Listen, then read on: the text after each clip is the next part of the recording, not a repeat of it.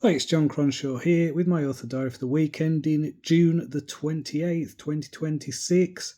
I've had a warm week, let's say. It's been really hot here. A bit too sweaty for my liking. We've just had the heat wave in the UK. And we're a country that doesn't have air conditioning. So I've basically had fans set up in my face, basically blowing hot air at me all week. So that's been fun. And our attic, which is where my home office is set up, it's basically, I'd say after 11 o'clock, it's just been completely, I don't know, must be over 30 degrees, really stiflingly hot, a bit like a greenhouse, very humid. So just not been able to work up there. My days have been kind of cut short. I have been getting up earlier, so I've been getting up like 5:30, 6ish, and just kind of getting on with things while it's a bit cooler. But I don't know, like today, my sleep has been interrupted. It's just been too hot. I've been working anyway on. So this is a story I wrote it. I think I started it probably about 3 or 4 years ago. And I've got 50,000 words of it. A story called Mark the Chosen One. So if you're familiar with the Orphan Farm Boy of Destiny story, this is a continuation of that. So Orphan Farm Boy of Destiny was my kind of meta-modern take on the kind of tropes of fantasy, and kind of doing it in a...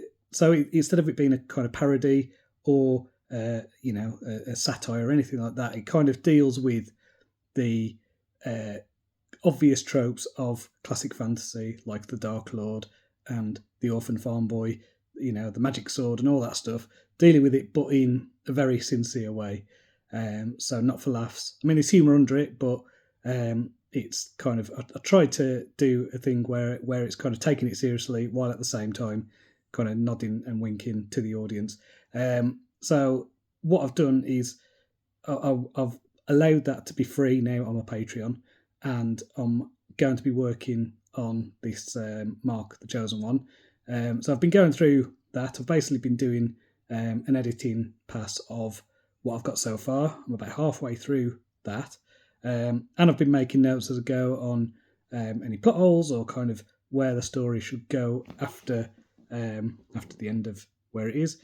It should be a pretty nice length novel when it's done. I'm definitely enjoying the story. So Mark the Chosen One is basically, it is continuing the story, but it's set. At the end of Orphan Farm Boy of Destiny, it's basically he realises that it's a bit of a scam, the whole prophecy deal, and he goes and lives his life. And then Mark the Chosen One kind of picks up when Mark is he's just turned 40. He's got a teenage son. He's got lower back pain. Not saying that is me, but very, very similar. So it's basically he's kind of lived his life. He's not a hero anymore, but he's still the child of destiny. And then the prophecy does come true, and the Dark Lord is here. And now he's in his 40s. He's out of shape, and he needs to go back to fulfill his destiny. So, it's a bit of a... I mean, again, I'm trying to do the thing of let's say it's a structural parody, a structural satire of the fantasy genre. But at the same time, it's a very sincere, noble, dark story with emotional stakes that you kind of expect, hopefully, from my stuff. So I'm just kind of balancing these aspects, and it's really interesting to do, to kind of keep the sincerity and not be mocking, and just kind of also know that you're playing in this kind of with these cliches and in this arena. So it's really interesting actually, and as a experience of writing, it's cool. So I'm hoping that this will be an entertaining story anyway. And as I say, I've got 50,000 words done. I think I'm probably about maybe 2/3 of the way through the plot. Maybe halfway. I don't know. I'll know a bit more when I get to the end of what I've got so far. But I think that's where I left it off. And yeah, I'm quite excited about the story. I think it stands up. So hopefully you will enjoy that when I finally get around to releasing it. What is it? Yeah, in terms of reading, I've been reading The Hobgoblin Riot by Matt Dinniman. So this is a follow up to the Dominion of Blades. I really enjoyed Dominion of Blades, actually. I thought this was really good. It was lit RPG, very much sword and sorcery, but there's a kind of, what would you say, like a meta story that is very much a science fiction story. So yeah, it's really interesting and a lot of fun. And I think I prefer it to the, what was it, Kaiju Battlefield Surgeon, because that was just very kind of horrific and dark. This one's got a lot of charm and humour to it. So yeah, definitely enjoying this. And I'm about, I think, not very far into this second book. I'm probably about 3 or 4 chapters in. But yeah, definitely recommend. If you enjoy Dungeon Crawler Carl, I would go for this one before going for Kaiju Battlefield Surgeon. This feels more like that, and you can kind of see.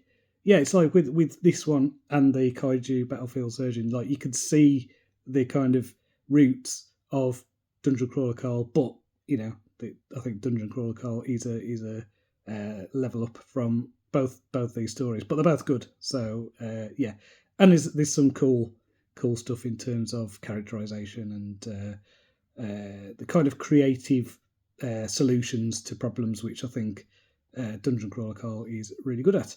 So yeah, do check those out. And next week, hopefully it'll cool down because I probably stink. I've been sweating loads. It's like just so hot, and I just feel so drained with it.